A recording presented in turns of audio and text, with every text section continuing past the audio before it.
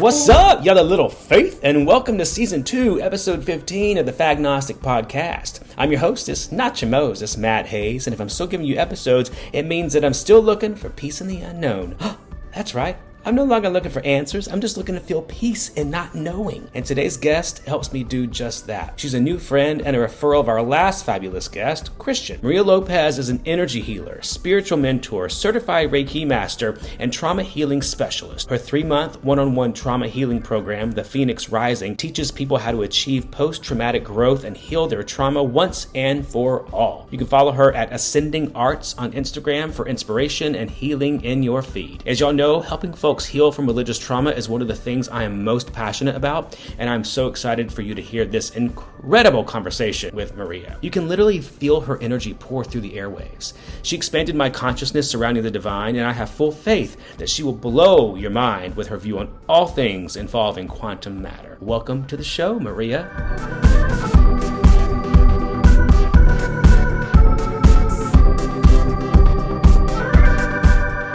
Maria, thank you for being here today. I'm so excited to talk to you. I mentioned how I've not had anyone on who specifically can address Reiki, and it's something that is growing in its infatuation with me. So I'm excited to hear its origins, the respect you have for it in practicing, and all that stuff. So thank you for being here, first of all. Oh, thanks, Matt. I'm so happy to be here. Yay. Oh, good. I can feel your energy through the screen. It's so surreal. One of my favorite attributes in humans is when you smile through your eyes. And y'all can't see, but just trust me, she's smiling through her eyes. So, I used to have people make fun of me in college. It was like sweet making fun. It wasn't like bullying or anything, but sweet making fun of me because in all the pictures in college, I'm smiling so big, my eyes aren't actually even open. They're just my eyes, when I smile that big, they just get like really tiny. No, that means that's joy. I love that. You can always, you know that it's not false when it's that. And when it takes your face over that much. Awesome. Well, tell me, are you a believer? I am a believer. But I'm a believer in the way that I think probably most people would think is very weird and probably not really relatable. So just, full disclosure, I am a practicing Catholic. Okay. I'm also the worst Catholic in the entire world.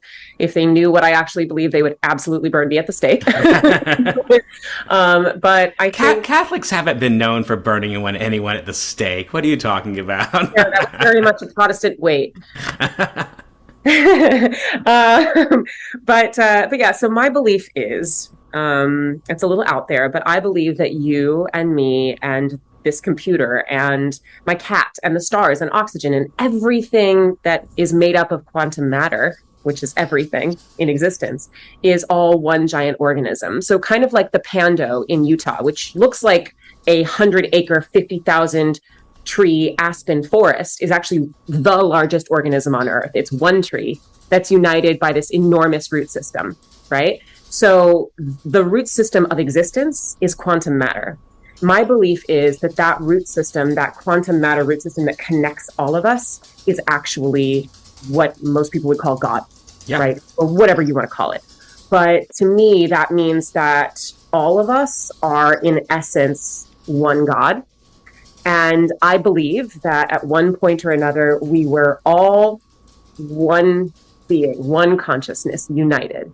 And then at some point, we decided, well, let's just see what it's like to not be one. And we expanded into what we now know as existence. And we did it because we could, because we fucking could. Yeah. And because it's entertainment. And so I really believe that this entire existence is almost like when you think about inhaling and exhaling, right? You think about how when you exhale, you blow cells away from you, right? When you inhale, you suck them back up towards yourself, right? I believe that this existence is the exhale of our God selves. And eventually, as every action has an equal and opposite reaction, we will come back to oneness again. And I think that really very well explains things that people believe, like soulmates and twin flames. Those people are just closer to the epicenter of reuniting with our oneness. And I believe that there's so much like anecdotal and scientific proof of collective consciousness that we all share that it just seems too likely. Yeah. But what I believe more, even more than that, is I believe that there is no way for us to know. We can't know. And I love that. I think that that's wonderful. I think a lot of people are made very uncomfortable by the idea that like we can't know what the truth is, Yeah. especially people who believe in religion, right? Because they're like, no, this is the way and the truth and the life, says the Lord, right? But we can't actually know, and I find that incredibly comforting, actually. I do too. That used to be one of the things that drove me crazy as I was deconstructing my own, faith system. But it's actually one of the things that I find comfort in now is that we don't know, and that's beautiful. That's so this podcast actually, being called Fagnostic, started as to embody my search for answers, and it has since transitioned into my longing to be at peace in the unknown. And I've not gotten there yet. There are still times where I'm like, I just want to fucking know something, just one thing. But I don't think that we're designed to know in this life. And I think that's what, where I used to have fear about the afterlife being, am I going to make it to the pearly gates or get sent to the fiery pits of hell because I like sucking penis? I don't know. But now it is like, no, but like that's the afterlife that I imagine is the euphoria of the peace of the unknown. But at that point, I think we'll know. So at this point, I think my life is just dedicated, and of course it's always going to change, but at this point, my life is just dedicated to finding the stillness and just sitting in it, even if it's just a moment of peace of unknown, just sitting there and accepting it and not fighting it, Can you identify your pronouns real quick? Yes, my pronouns are she, her.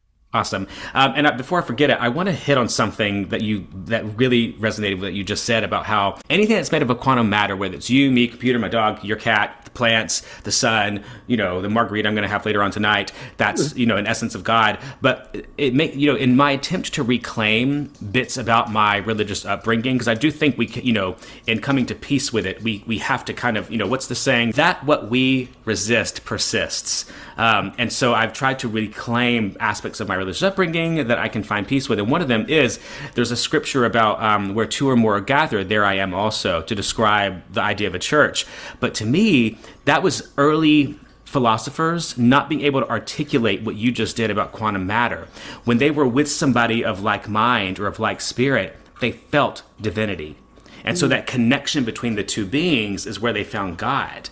That's not describing, oh, we should build a church now. Oh, we should exclude anyone else from our group who's outside this mindset. But it's just, to me, that it was them trying to be present with another spiritual being because that's how they saw the divine.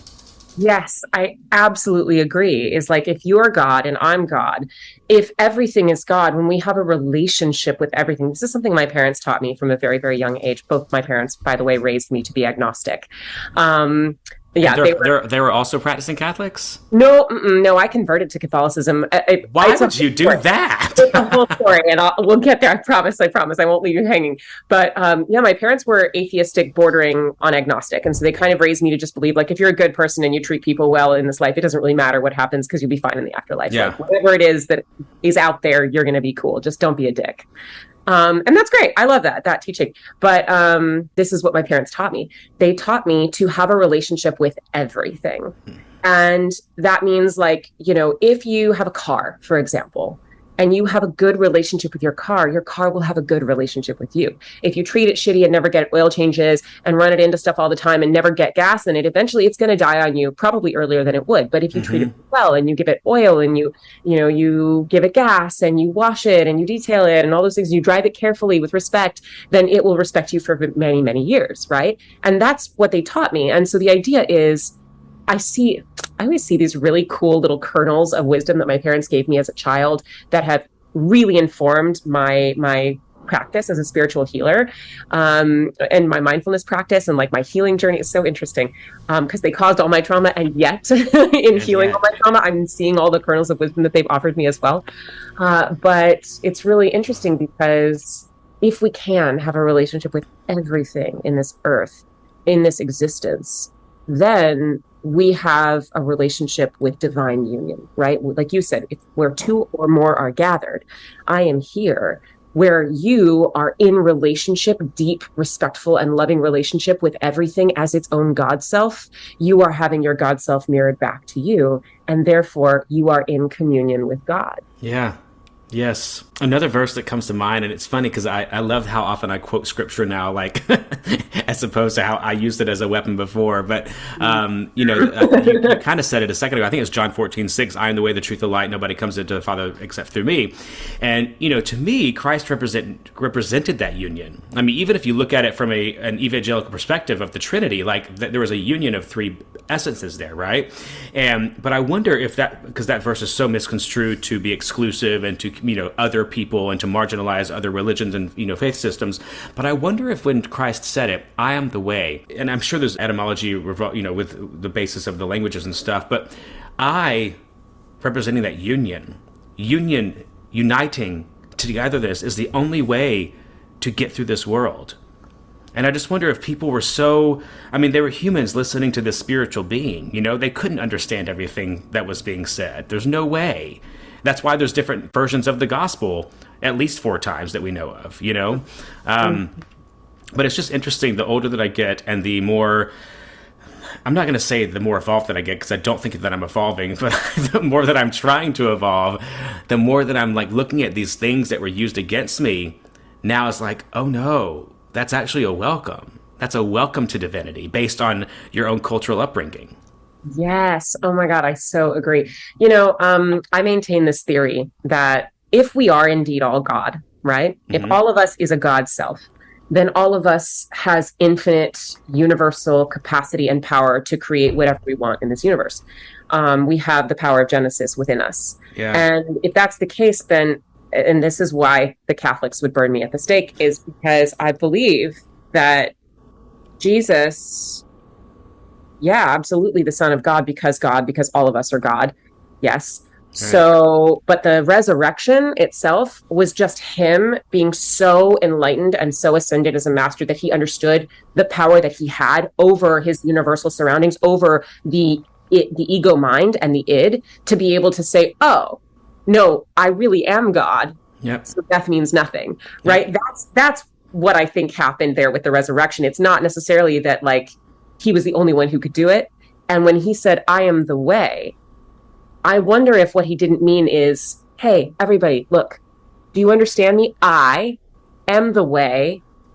Hey, now you do it. I am the way. Right? Like if we like this is your mantra, bitches, recite after me. Right, exactly. Like if you can go inward and really understand the power that you have within you as a God self, you are the way and the truth and the life. You can have eternal life because you can control the fucking universe. Yeah.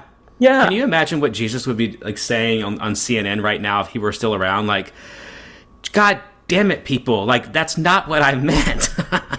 Right. Well, and that, you mentioned earlier, wondering if you would go to hell because you like to suck penis, and my answer to that is I am fairly certain. Obviously we can't know again, right, but fairly certain that when we all get to whatever heaven or the afterlife is, it's definitely going to look like a pride parade, and all of those are going to be real uncomfortable. My heaven's going to be full of schlong. Yeah. Full of schlong. Amazing. Leather whips and cute assless chaps. Like it's going to be a whole vibe.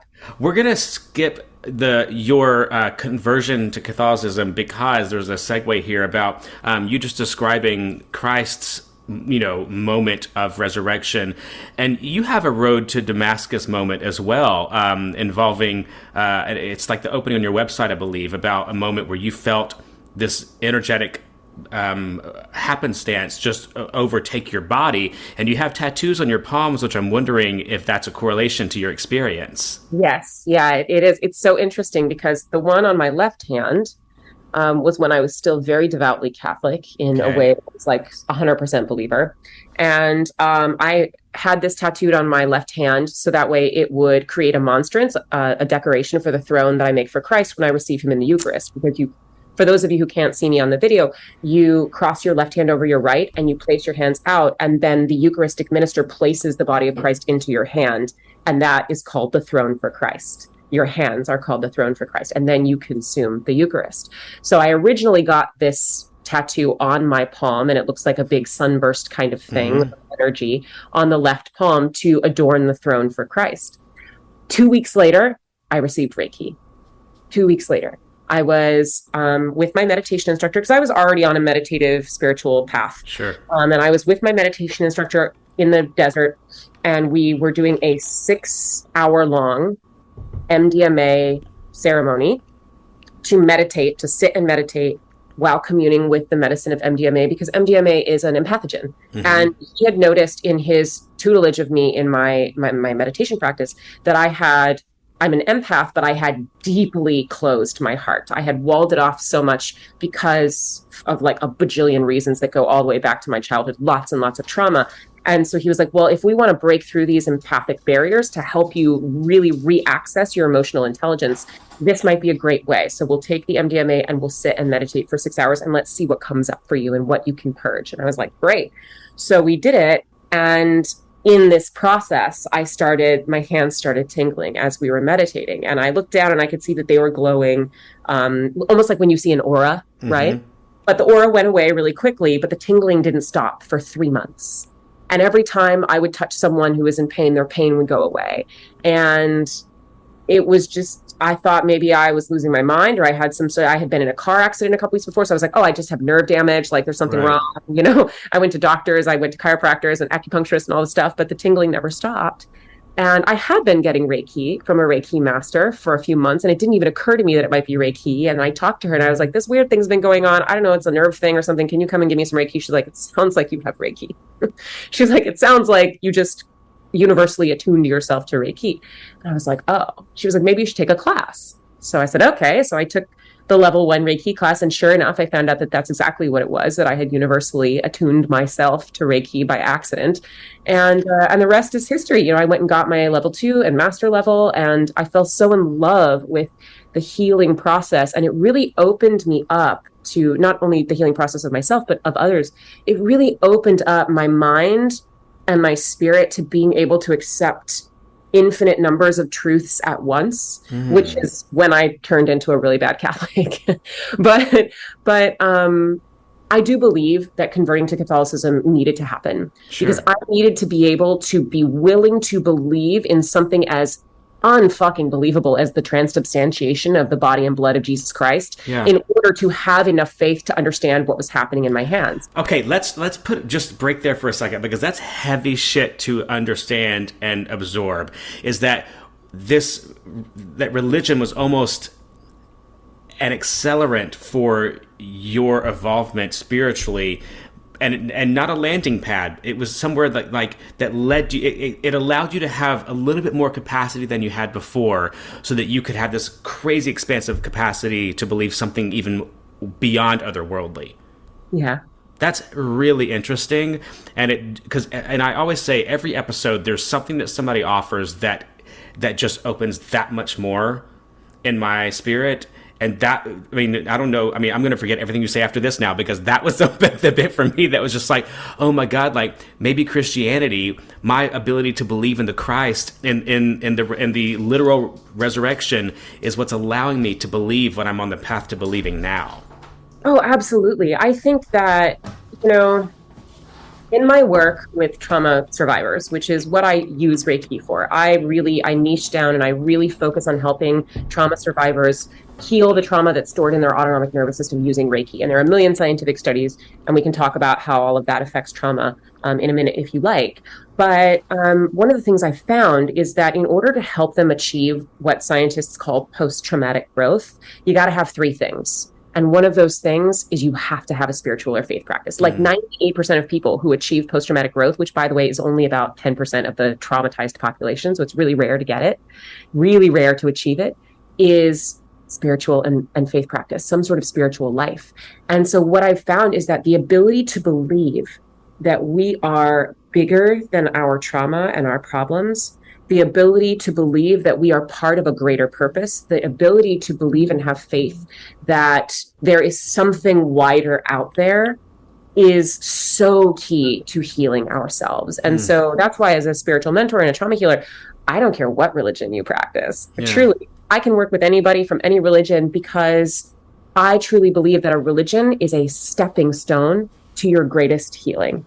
Any faith practice you have is a stepping stone to your greatest understanding of yourself. And that is the whole point of religion, I think, is that we were constantly asking ourselves questions about ourselves. We were seeking answers about knowing ourselves better, just like astrology, just like human design, just like, personality, ENFJ, INFT, whatever stuff, like Enneagrams. All of those things are things that help us to understand the nature of ourselves better. I am the way and the truth and the life. Maria, what if that is exactly what Jesus was trying to tell folks? Like, okay, Jews, you got this far, you believe this much, let me show you what else you can see about yourself. Yes. And then here we are 2,000 some odd years later, and we're fucking it up. Yeah, I don't want to speak for Jesus, but I feel like he's really, really pissed. Yeah. I say this joke on every episode almost, but I always say that if Jesus knew what was being done in their name, they'd be rolling over in their grave. Oh, absolutely. Yeah. In their empty tomb. Right, exactly. That's I know. Okay, but tell me, because first of all, I want you to explain what Reiki is, because I think people think of Reiki as just like woo-woo. I'm like putting my hands in your aura and like sending you good vibes. But tell me what Reiki is for the layman. Great. I'm so glad you asked. So Reiki is a shamanic, indigenous, Shinto-based Japanese healing practice. It's a quantum matter healing practice, quantum energy healing practice. So contrary to popular belief, it was not discovered in like 1920. It was rebranded in 1920 as Reiki Ryoho Usui by Mikao Usui, who lived in Japan. And he rebranded Reiki, which is this millennia old shamanic healing practice that existed in Japan, in order to help it survive the westernization of Japan. At the time, in order to survive the colonizing attempts of Western culture, is that what you're saying? Well, it was, yes, it was kind of it's interesting with Japan because it was kind of an inside job. So the emperor of Japan at the time noticed how quickly the Western world was developing, and out of fear that they would be colonized, he decided to, like, if you can't beat them, join them kind of thing. And so he actually, from the inside out, westernized his own country in order to make it less appealing as to the colonizing forces. As a target. Right. And because of that, what happened is they really kind of did away with all religion for a while in Japan. And that's, I mean, you can watch all sorts of documentaries on it. It's fascinating what they do. Like, they would imprison people for practicing religion or have them executed. It was crazy. And so because Reiki was such a powerful shamanic, indigenous, like really religious practice, and because Mikao Usui was very well educated, he went to the best schools. He was in the circles of politicians and celebrities in Japan and all these things, right? That he was able to really understand. He could read the room very well. And so he rebranded Reiki to being this very scientific thing that, like, was stripped entirely of its spiritual anything and made into this very scientific, like, this is what it can do for you scientifically. These are the studies, blah, blah, blah. And so that's kind of the Reiki that we know today. Reiki has been proven. You can go check it out on reiki.org if anyone's interested in seeing all the studies that have been done on Reiki. It's fascinating. But tons of scientific studies. Reiki's been proven to lower cortisol levels. It has been proven to decrease inflammation, which can speed up healing. And particularly, they've done a lot of studies in speeding up healing of women who've had cesarean sections. It's been proven to improve REM sleep, like deep REM theta state sleep. Which I haven't had in about 10 years. Oh, well, girl, get you a Reiki session. I know. Yeah. So there's so many, like, scientific benefits to it. It rebuilds the myelin sheath development on your nerve endings, which reprograms muscle memory, which is exactly how I use it to heal trauma that's stored in the autonomic nervous system. It can shorten the cavity, the canyon in between the hemispheres of your brain that keep you from being able to switch from right to left brain. So, like, kind of like EMDR in therapy, right? If you can't get in to see an EMDR therapist, go to a Reiki healer. Same diff. Yeah. So all of those things, it's really, really fascinating. But basically what happens in a Reiki session is the practitioner puts hands on you, or even in a distance session. Most of my sessions are distance. The practitioner directs intention of hands towards you and funnels the quantum matter that is literally in everything all around you and in you back into you to promote healing physically, emotionally, and spiritually. So think of it like this: if you were like trying to burn the sidewalk with a magnifying glass, right? Reiki is the sun.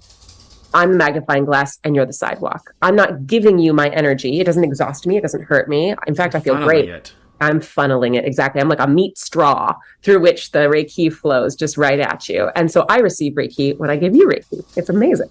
So, but I imagine that must take a toll on you spiritually to be someone's catalyst to divinity. I mean, what do you do for yourself to, I guess, recharge or to make sure that you are able to be a facilitator? Mm. It's so funny that you would say this because I don't know that I have an answer for that. I actually just ran into a wall this week. So this is perfect timing. You would ask me this. I just ran into an emotional exhaustion wall this week for the first time ever since I started my Reiki practice. Wow. And it had nothing to do with my Reiki practice or my clients. It had everything to do with some friends in my personal life. I had like 5 friends who were going through really heavy stuff in the last 2 weeks. And I was so honored to get to hold space for them. And I love, love, love showing up for my chosen family in this way. But I reached an emotional capacity wall where like my clients weren't exhausting me, but like I couldn't even find a way to be nice to my partner who hadn't done anything. I was just like cranky and it was just emotional exhaustion. So I'm actually exploring that now because I have never reached that point where I'm like, oh, I'm so tired. Yeah. Usually because I get to receive Reiki when I'm giving Reiki to my clients, that's what replenishes me. Yeah. And I think even as a spiritual mentor, when I'm doing like spiritual life coaching, watching someone like click and get it, oh, to me that feels so amazing and Yeah. it's so energizing for me to know like they're on their way, because I remember what it used to be like when I was in this place where I was totally blind and deaf and closed off and I couldn't hear and I couldn't see and I couldn't move and I couldn't love, and I remember what that was like. And to see people make a shift that I'm like, okay, they're going to start taking a step forward now. That is very exciting for me.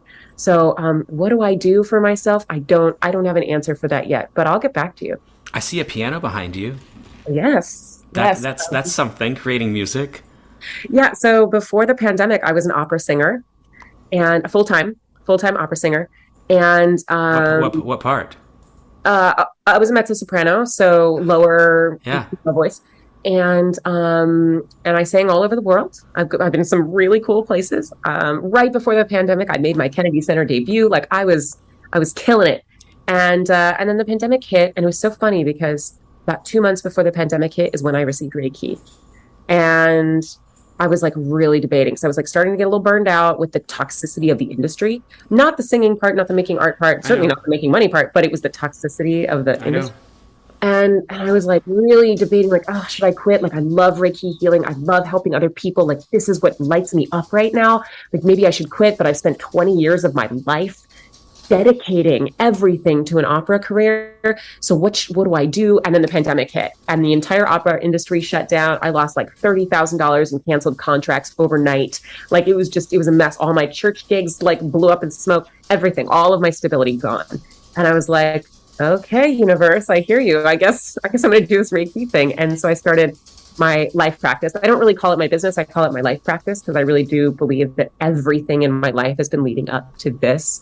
And it removes like the capitalistic stigma, I think, associated with a lot of healers who do have to make ends meet and, pay their rent. But I love that you call it a life practice because it also takes out the separation between personal and professional life, because what you do, you don't get to have that separation. You are always receiving and giving when you go to Target, when you go to church. But how has getting into Reiki, how has that transformed you as a vocalist?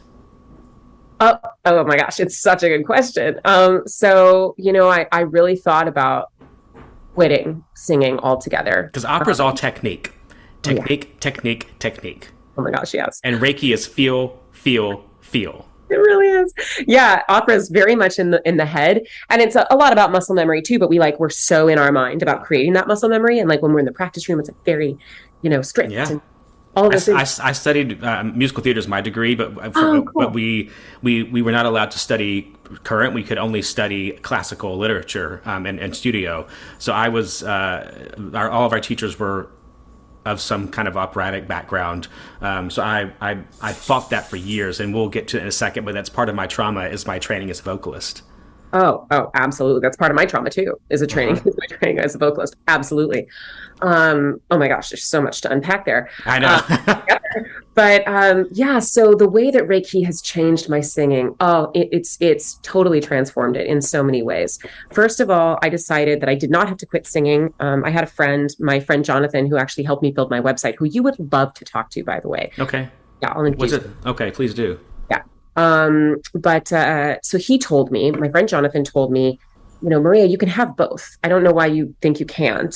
And he was like, let's just figure out a way for you to have both. And I was like, okay. And I was like, well, singing isn't really doing it for me anymore because I recognize now that I no longer really need the adulation and direct applause. Like I recognize all the reasons why I went into singing opera, and none of them were from a pure and like energetic place. None of that was squeaky clean energetics. It was just a desperate need for affection and validation, right? And so I was like, well, I don't really need that anymore. So I struggle to see like what I need, like why I would want to do this. But what I really love and what really lights me up is Reiki. And so I thought, well, you know what? How about this? Every time I sing from now on, I'm going to give group Reiki to the audience while I sing. Yes. And that's what I do. It's called Yes. Sing the Light. My program is called Sing the Light. And every time I sing, whether I'm at church or in public at like doing an opera or anything like that, I'm giving group Reiki to the audience, to whoever's spirit is open to receive, of course. And I don't really like talk about it beforehand necessarily, although I would love to like be able to advertise that when I have jobs with Reiki or with opera companies and stuff like that. I think it'd be kind of a cool thing. You're in LA, right? Huh? Yeah. Honey, if you announced a show at some random venue as a Reiki concert, I would be there front row VIP meet and greet. Like that sounds right up. I feel like there's such a market for, because I think thanks to shows like American Idol and America's Got Talent, so many singers have gotten burnt out because everyone is a critic now.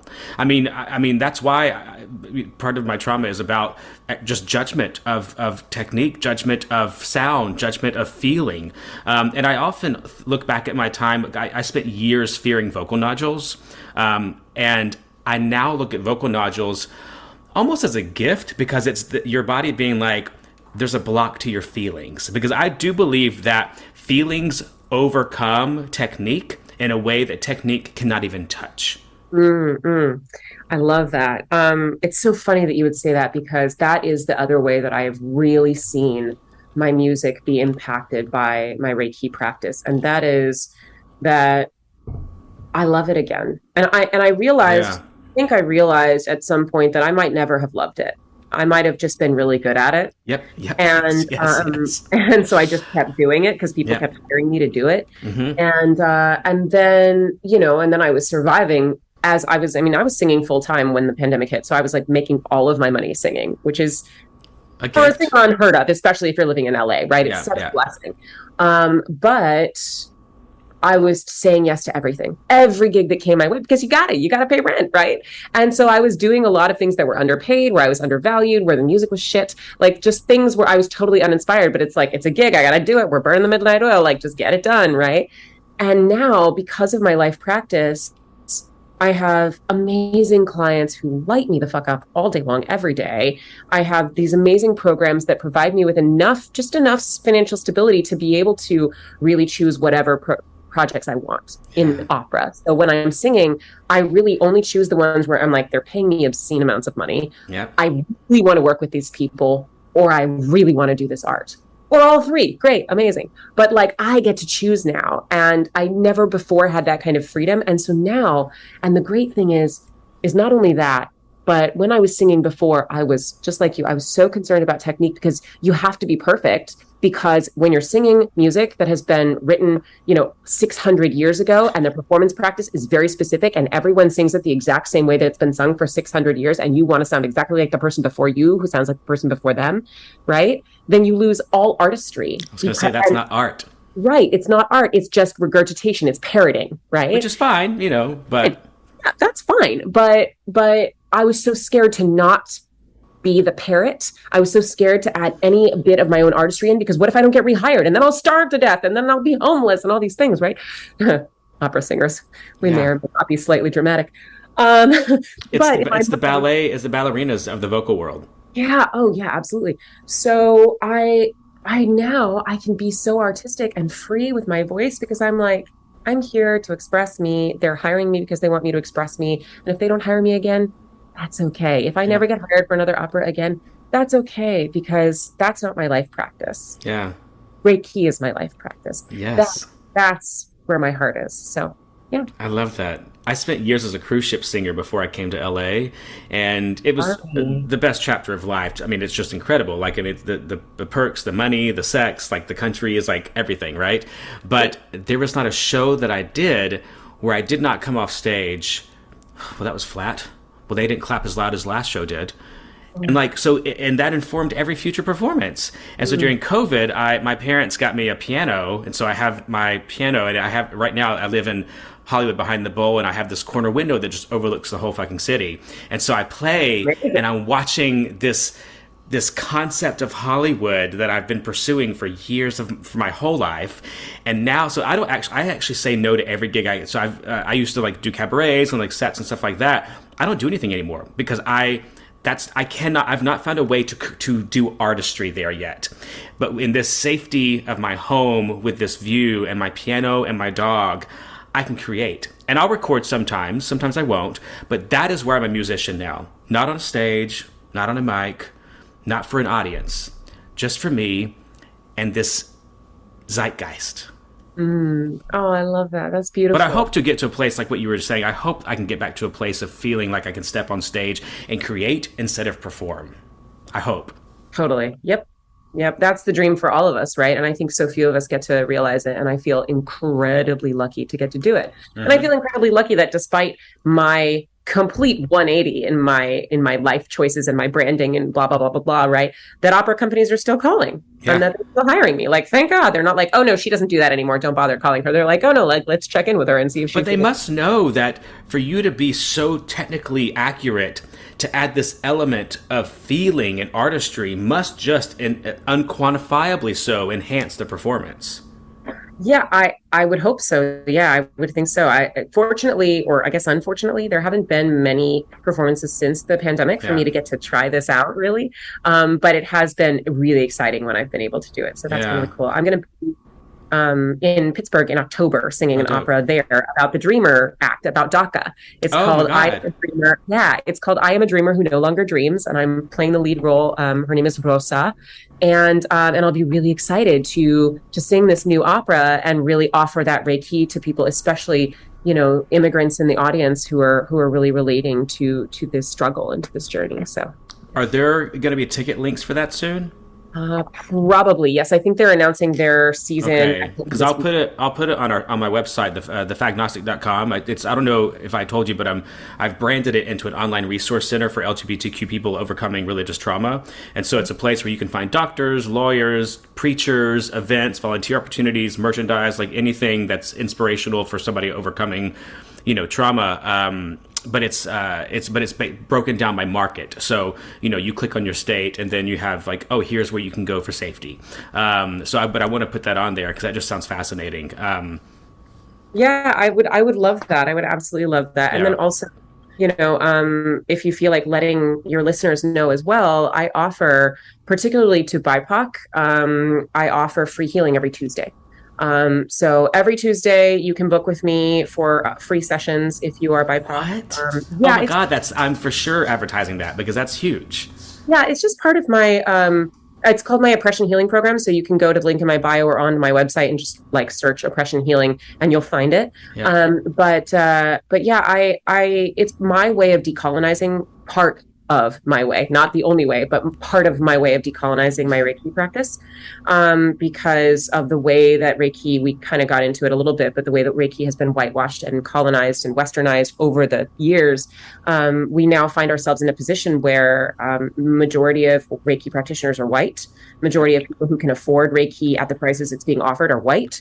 And none of that is okay with me. Yep. So I'm trying to do my best to fix that as quickly as possible. I'm launching my first ever Reiki training program in 2 weeks. I'm launching it. It's called Ascension 101. I will take you from being a nobody, like a nothing. You don't know anything. You're starting out as a totally like me, basically. You're starting out as just a normal person. And I will take you in 12 months from being a normal person to being a Reiki master with magic hands like me. And I am offering special scholarships. At least 5 slots will go for free to BIPOC who apply. And BIPOC who apply for the paid slots will be given preferential treatment over white people who apply. So that's fantastic. I make as many Reiki healers of color as I can. But that's how you do it. I mean, because there is no problem for a white person to access Reiki right now. I mean, I in fact, I don't know. I'm just thinking of how I learned about Reiki, and this person would very much agree that like it's been colonized and whitewashed, and you know they're a white man as well. But I don't know that I've met someone outside of the white population who practices or instructs Reiki until you. Yeah, I know. And that's tragic. Yeah, I know a few Reiki practitioners of color, but it's far too few. And that needs to change. It really does. You're doing it accessible to everyone. When you were coming, because you were coming from Catholicism, did you have a period where when you were, I would say, dabbling in Reiki? And am I correct that the emphasis of the word Reiki, it's on ki? Reiki? Yes. Okay, yep. I've said it wrong my entire life. Great, cool. So thank you for correcting that.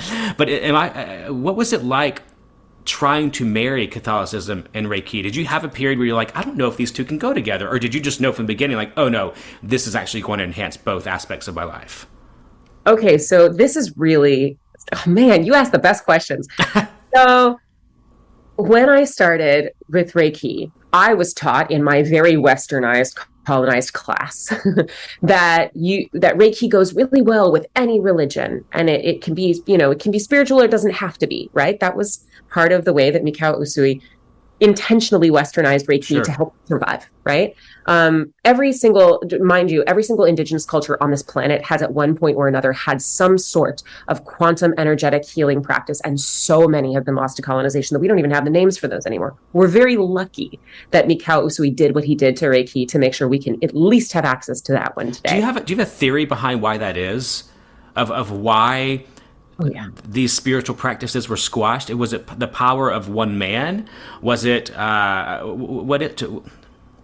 think it absolutely has to do with the colonization, the global domination of the Catholic Church. Wow. I mean, you can see it very clearly in the liturgy, in the actual liturgy of the Catholic Church and the way that they do things. Every single thing they do in a mass has been taken from another religious culture that they colonized in order to help bring the people into the church and solidify their power worldwide. So and money. Yeah, exactly. Power, money, power. Yes, exactly. So that's why these practices don't exist anymore. And so we're very lucky to have Reiki still. And so, while we can say, oh, well, Mikao Usui did this and he westernized it and blah, blah, blah, like we're lucky he did, because we wouldn't have it right now. Right. So with all of that said, that was a little tangent, but back to your question. When I was starting to practice Reiki, I thought that it was true that you could just apply it to any religion. And then I started practicing, and I was like not thinking about it. I was a Catholic and I started practicing and it was no big deal. And then my priest at one of my churches was like, you can't practice Reiki. The College of Cardinals put out a paper in like the 80s stating that it invites demonic possession. Like, you can't do that. And I was like, okay. And then I had this a seminarian tell me the same thing. And then the head of like the liturgy planning committee at the church I was singing at the time, she like went off on me on Facebook and told me that I was possessed by the devil and I was evil and I was going to hell, and she unfriended me, and it was like this whole thing. And so I went to my spiritual guide, my Catholic priest, friend of mine, and I said, hey, this is what I was taught about Reiki. This is what these people are saying. Like, what's the deal? And he was like, all right, well, look, on that same list of things that invite demonic possession is Dungeons and Dragons. Thank you. So like, Harry Potter. What it's right. Take it for what it's worth. And he was like, look, I have a question for you. Does your Reiki practice make you feel closer to Christ or further away? Does your Reiki practice invite you into the Eucharist or make you want to push it away? And I was like, no, it makes me feel closer to Christ, and it makes me feel like I want to take the Eucharist more. And he was like, well, then I don't think it's inviting demonic possession. I think you're okay. And I was like, oh, Okay. So for a minute there, I did have that, like, oh, should I not tell anybody? Like, I work for the Catholic Church. I still sing for the Catholic Church. Should I tell people? Should I not? And finally, I just got to a place where I was like, no, like, I'm going to be open about this. And if churches don't want to hire me or they want to fire me because of it, that's okay. I don't really want to work for those people anyway. Yeah. And I want to be able to be open and honest about the fact that this is what I do to help people. And if they want to call it the healing hands of Christ, which I absolutely believe is another name for Reiki, they can. Thank you. Yes, yes. Yeah. No, there's a concept in the Protestant church called the laying on of hands. Yes. I think it's a way, that's where I'm having a lot of grace for people that I love that are still in these organized religions, is that, the capacity to understand quantum matter and how it is the connection to the divine. That laying on of the hands is their way of being able to grant power from our own individual divinity. They just don't know how to call it that yet, But in that, I can have forgiveness and grace for you on your path to greater involvement and understanding of the divine. If you get there, if you don't, cool. But you're right. Every single version of a faith has taken from another to fulfill its own. But in that, why have you stuck around with the Catholic Church with the reputation that you just said? Okay, it's such a good question. Wow. So when I joined the Catholic Church, I knew that I was joining for a reason, and I didn't know what the reason was. This is long before Reiki. How old were you? I was 30. Okay. About 6 or 7 years ago. And I knew that I was being called to join the Catholic Church. I didn't know specifically why, because I didn't agree with their politics. Sure as shit, never believed in their politics. And I didn't really believe in the transubstantiation at the time. I was like one of those people who was like, I think it's a metaphor. It's a great metaphor. It's beautiful, but like, eh. But I had been singing for the Catholic Church for several years, and there were so many parts of my conversion story that led me to the Catholic Church. Sure. So the reason why I think I've stuck around is now I recognize that the reason why I had to join the Catholic Church is because I had to be able to have enough faith to expand me, like we talked about, through Reiki.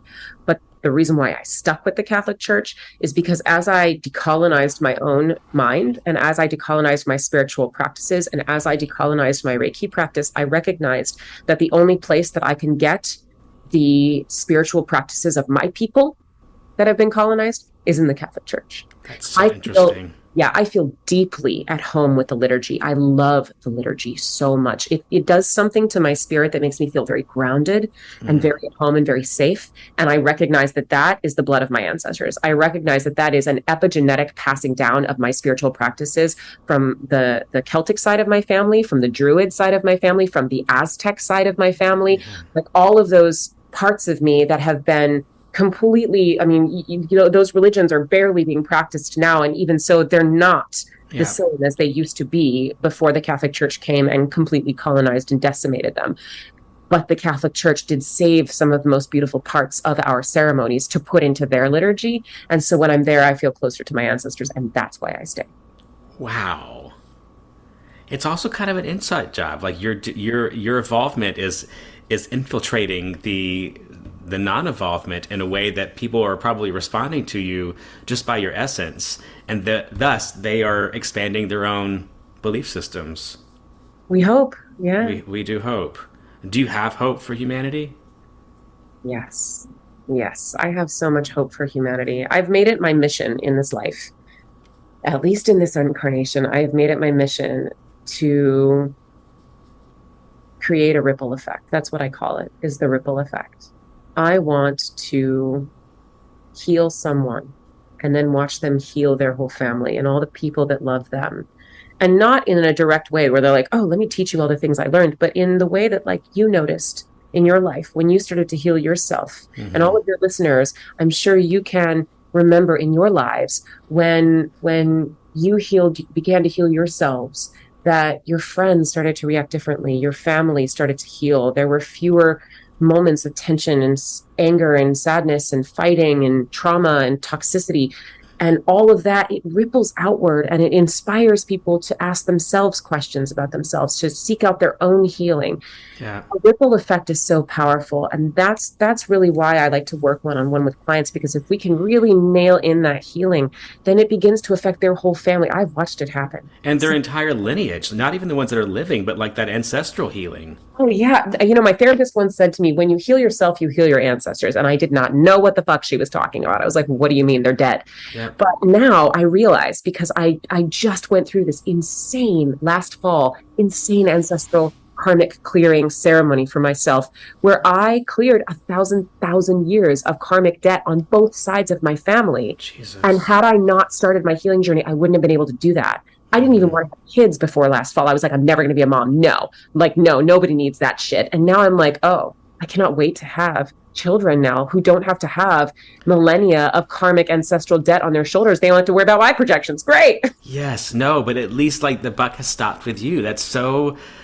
I'm so happy to hear that you want to have kids because while it's a personal choice, I feel like the people that are voicing like, do I want to bring a kid into this world, are exactly the people that we need bringing kids into this world, because the ones that are bringing kids into this world are not the ones that we want bringing kids into this world. Amen. Amen. Especially those like the birther movement people. Oh man, I I, know. I send them meta every day, hoping that they will Yes. come to the way. Is The way. your does your partner identify as he, she, or they? Yes, my partner identifies as he, Okay, awesome. and he So is a life now, coach and for teens and their families. he's a life coach for teens and their families. Oh Yeah. my God! So y'all have a household of healing. Yes. There's Yeah. a whole brand there. Yeah. Oh, look at me getting capitalistic. Fuck me. Goddamn. Well, we do want to have some programs together someday and just teach together, just because we think that would be super fun to like work together in that way and to help people with our combined wisdom. But that's still a bit off, I think, like far off in the distance. Do y'all? Because I do believe that the people that are the most spiritually evolved have the best sex. Do you do like sessions where you provide Reiki to one another, and like like sessions where you just sit in each other's presence? Like that's always been. I have never had a successful relationship, and so in my inner work and outer work to welcome that and foster that, one of the things that I want is someone that I can just sit with and be present and just feel energy, because I've never been able to like just sit still before with someone. Is that something that y'all find with one another? Yeah, it is sometimes. I think sometimes we get kind of caught up in the 3D world like everybody Of else course, does, of the rat course. race and the hustle. And especially because we don't cohabitate right now. So Okay. when we see each other, it's like date night or whatever, right? Yeah. So, but I do believe that there will be more time for that as our lives slow down together. Yeah. Yeah, we do have those moments. And what I will say about Tantra, because really what you're talking about is Tantra. And Yeah. I know that people, when they hear Tantra, they automatically think of like, oh, hours long sex without orgasms and like, Right. all those things, right? But Tantra it's an energy practice. That's all it is. Yeah. Tantra actually was the gateway to me receiving Reiki. Solo Tantra that I practiced on myself, that I practiced with moving energy in my body, and it had nothing to do with sex at first, is the way that I was able to open up my channels to Reiki. And it's part of what I teach in my Reiki Master Certification program. There's a whole month that we work on Tantra together. So, and yes, it is partly sexual Tantra, but a lot of it is just energetic Tantra. Does And Tantra heal sexual trauma? oh, yeah. Oh, Okay. absolutely. Yes. 1,000% yes. If you want to know more about healing sexual trauma through Tantra, I highly, highly recommend the book Urban Tantra by Barbara Carrellis. Urban Tantra? Yeah, by Barbara Carrellis. She's amazing, but it's like the most intersectional, most diverse book for sex and tantra that I've ever read, and I Wow. mean, your audience will love it. Everyone. Oh. Well, part of the Fagnostic brand is a book club, and so I will be sure to look into that book.